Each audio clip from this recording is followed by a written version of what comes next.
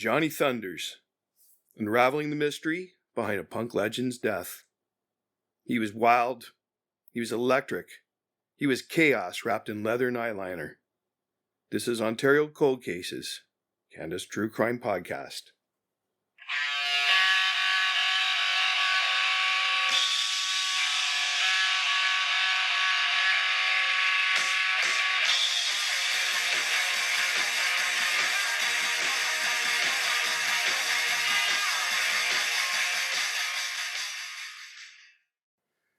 Johnny Thunders didn't just play punk rock, he bled it.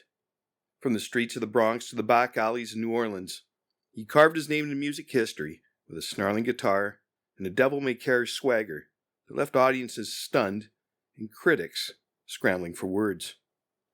He was the soul of the New York Dolls, the swagger of the Heartbreakers, and a godfather to generations of misfits, punks, and rockers who followed.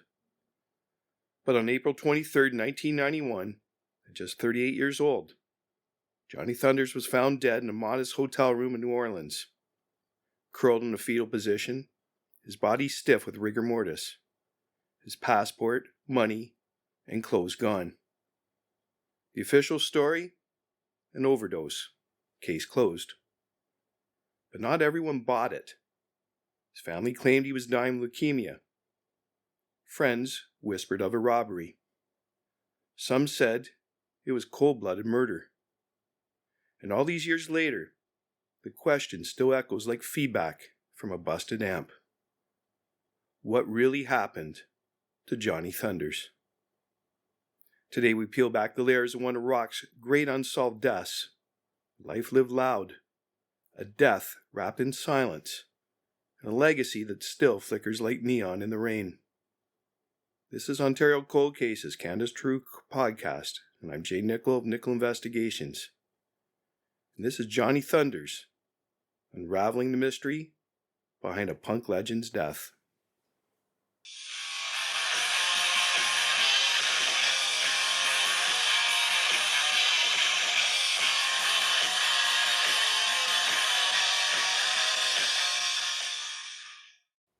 A thundering shockwave through punk rock. Step into a record store in 1973, one album practically leapt off the shelves and slapped you in the face. Amid a sea of denim, sweat-stained tees, and regrettable mustaches, the New York Dolls' debut stood out like a Molotov cocktail at a garden party. There they were, lounging on a couch like they owned the apocalypse. Draped in fishnets, go-go boots, sky-high hair, and makeup that would make a drag queen blush. They weren't just striking poses. They were issuing a challenge. You could be entranced, appalled, or confused, but you couldn't ignore them. This was glam rock, yes, not the kind fans of Bowie, T-Rex, or Slade were used to. These weren't glimmering aliens or preening pop gods. The Dolls were raw, confrontational, and ragged at the edges. And the moment the stylus hit the wax, expectations were torched. Instead of polished glitter rock, came a sound that snarled, grimy, loose, and electrified with the feral energy of bands like the Stooges, Blue Cheer, and MC5. Driving that chaotic current was a wiry 21-year-old Italian kid from the Bronx named John Gonzal, though the world would come to know him by another name, Johnny Thunders. Borrowed from a Kinks tune, the name stuck like a scar. Thunders didn't just play lead guitar, he attacked it. The solos were messy, his vocals strangled. He couldn't have cared less about keeping time. That was the point. While David Johansen dazzled as the group's flamboyant frontman, it was Thunders who embodied the soul of the band, snarling, swaggering, beautifully unhinged. And a decade slowly slipped into musical perfectionism and prog rock pomposity. Thunders was a jolt of electricity down the spine of rock and roll. The Dolls didn't want to sound good, they wanted to sound dangerous. Thanks to Johnny, they did. The life, the legend. Johnny Thunders didn't just play rock and roll, he lived it. Founding member of the New York Dolls, a band so mythological in the worlds of punk and glam rock that their influence still echoes decades later. Thunders was born in New York City in 1952. From the moment he plugged in his guitar in the early 70s, to his mysterious death in April 1991, he burned bright, fast, and reckless, leaving behind a legacy that still snarls through speakers today. Immortalized in Guns N' Roses' So Fine a name checked by countless artists, he remains a ghost in the machine of rock and roll. Before he was Johnny Thunders, he was John Anthony Gonzalez Jr., raised by his mother and sister in the rough edges of New York. His father's absence left a hole that he filled the only way he knew how, through music, through volume, through the raw energy of rock and roll. By 16, he was wielding a bass guitar, soaking in the sights and sounds of bands like The Who and Small Faces. It wasn't long before he craved something louder, something dirtier. By 17, he ditched the bass, picked up a guitar, and set his sights on the only place wild enough to match his ambition: the Detroit music scene, where the MC5 and the Stooges were already setting amplifiers on fire. The New York Dolls were born in the early 70s in the sweaty, neon-lit streets of the East Village, a band that looked like a bad decision and sounded like a revolution. Thunders joined forces with vocalist David Johansen, bassist Arthur Kane, drummer Billy Murcia, and pianist Sylvain, and together they smashed rock and roll apart, rebuilt it with lipstick and leather. The moment he stepped on stage, it was clear: Johnny Thunders wasn't just another guitarist. He was a force of nature. Arthur Kane once called Thunders playing truly inspired, a raw, gut-punching force that was raunchy, nasty, rough, raw, and untamed. 5 words that could just as easily describe Thunders himself. His guitar didn't just wail, it howled, dripping with grit and seduction, channeling the very essence of 1970s New York. Filthy, electric, and impossible to ignore. From the Dolls to the Heartbreakers, the sound cut deep, influencing everyone from punk pioneers to Sex Pistols to indie icons like Johnny Marr. But as much as he influenced the world, Thunders couldn't outrun the darkness creeping at his heels. On April 23, 1991, at just 38 years old, he was found dead in a New Orleans hotel room. The details of his death remain tangled in a web of speculation. Was it cancer? An overdose? Foul play? Some claim he was murdered. Others believe it was simply the tragic end of a life spent dancing too close to the flame. Fitting, perhaps, for a man whose very existence became legend. His death remains one of rock's great unsolved mysteries. Up next, what really happened to Johnny Thunders.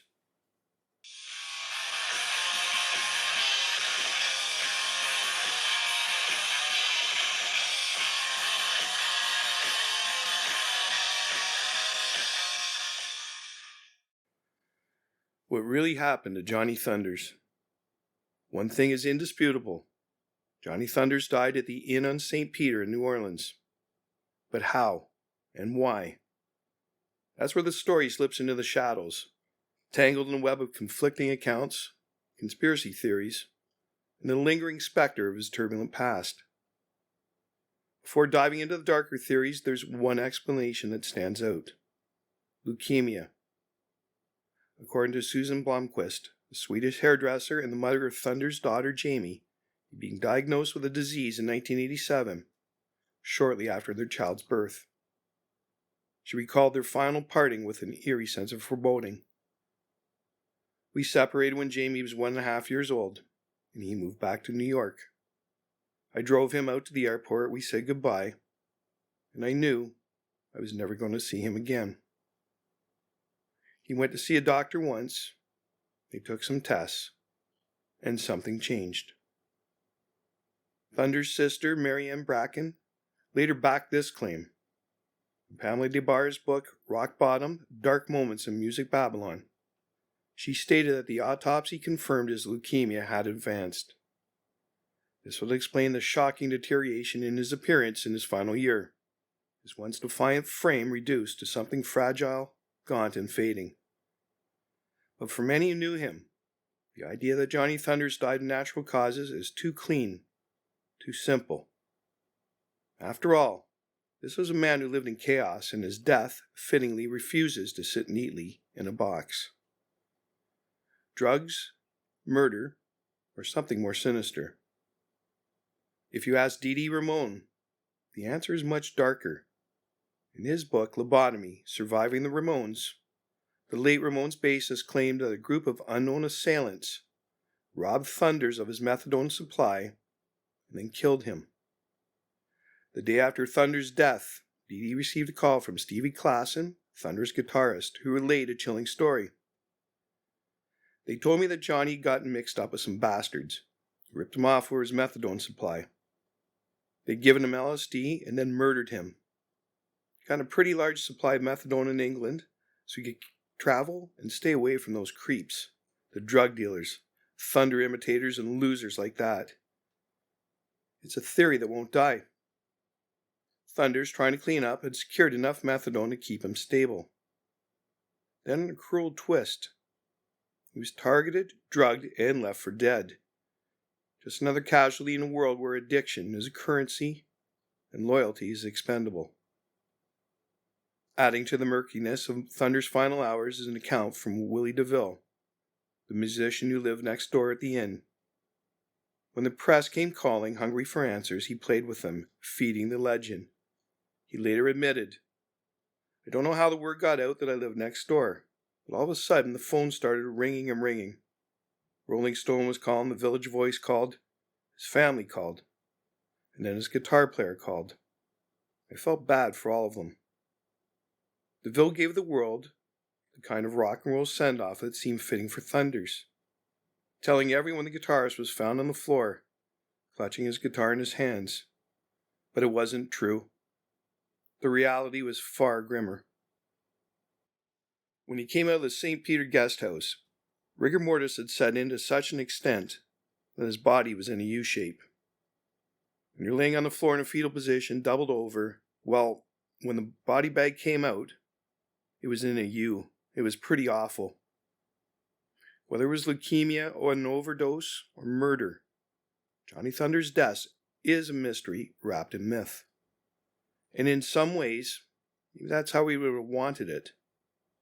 A final, unsolvable riff played out in the back streets of New Orleans, leaving the world guessing, just like he always did. Up next, the fight for the truth, conflicting reports, and lingering doubts.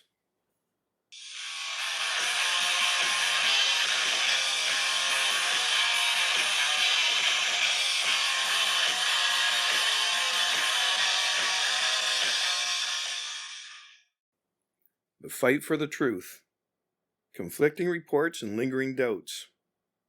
At the heart of the mystery surrounding Johnny Thunders' death lies a glaring contradiction. The New Orleans coroner's report. Depending on who you ask, the truth either confirms the rock and roll stereotype or unravels into something far more sinister. In 1991, the Orlando Sentinel reported a definitive cause of death. He died of an overdose of cocaine and methadone, according to the coroner's office in New Orleans. Chief investigator John Gagliano said tests completed last week found substantial amounts of both drugs. Case closed, right? Not so fast. According to Nina Antonia, Thunders' biographer and friend, those toxicology results weren't as conclusive as they seemed. Posting on the Jungle Records website, she revealed that the levels of drugs found in his system were not fatal, and she wasn't alone in her skepticism. His longtime manager, Mick Webster, went even further, suggesting in a 1994 interview with Melody Maker that New Orleans authorities had no real interest in the case at all. To them, Thunders was just another addict who drifted into town, played out the inevitable, left a mess for someone else to clean up. We keep asking the New Orleans police to reinvestigate, but they haven't been particularly friendly. They seem to think that this was just another junkie who'd wandered into town and died. They simply weren't interested. But here's where things take a darker turn. Multiple witnesses reported seeing several men enter Thunders' room the night before he died. By morning, his cash, passport, and clothes were gone. Thunders himself was found curled into a fetal position, his body rigid from rigor mortis. A simple overdose? Or a robbery gone wrong? One where the perpetrators knew full well that nobody would bother looking too closely. Decades later, the truth remains tangled in speculation. A tragic, chaotic final act for a man whose life was anything but ordinary. Gone long before his time. If there's one voice that cuts through the noise, it's Danny Garcia, director of the acclaimed documentary Looking for Johnny. Of all the theories, rumors, and whispered half-truths, Garcia lands firmly on the side of the Thunders family. Johnny didn't die of drugs. He died of cancer. In a candid 2015 interview with Punk Globe, Garcia didn't mince words. He was a very ill man by the time he got to New Orleans, and I'm totally convinced that he died of natural causes. I read the other day somewhere he died of a methadone and cocaine overdose, and that's BS. But since it's still a mysterious drug-related death, and two guys that were with him when he died stole all his belongings, of course, people go for the sensationalistic theories before looking at the evidence. Murder sells more than dying of natural causes, that's for sure. And maybe that's the tragedy beneath the tragedy. Thunders may have known he was dying, but he kept it close to the vest. Few people knew about his condition. Fewer still believed it. After his death, Jerry Nolan, his close friend and fellow heartbreaker, shared a heartbreaking insight. Thunders had a deep fear of hospitals, refusing medical treatment even as his body visibly deteriorated. If that's true, it explains a lot. The secrecy, the speculation, and the unanswered questions. Sadly, Nolan passed away just months later in January 1992, taking more answers with him to the grave. In the end, the cause may never be settled. Was it leukemia? Was it a fatal mix of bad drugs? Or something darker? But one thing isn't up for debate. Johnny Thunders left this world far too soon. Whether he died of disease, neglect, or deception, the loss was seismic. A raw, irreplaceable talent signs before his time, and a myth that still refuses to fade. He burned fast, he burned bright, he burned out far too soon. Johnny Thunders was many things: a punk prophet, a glam rock renegade, a walking contradiction. But above all, he was an artist who lived like there was no tomorrow. Until one day, there wasn't. Decades later, his death still defies easy answers. Was it cancer? Was it murder? A tragic accident or something darker? Maybe we'll never know the full truth.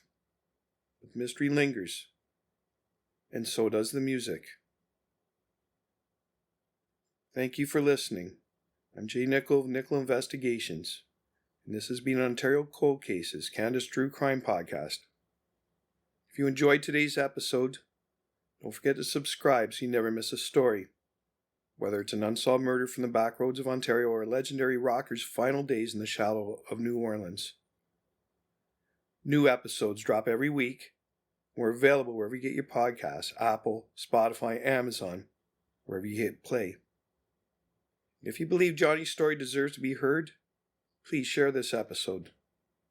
Leave a review and help us keep these cold cases from going silent. Until next time, stay curious, stay careful, and stay tuned. Because every case deserves answers, and every victim deserves justice.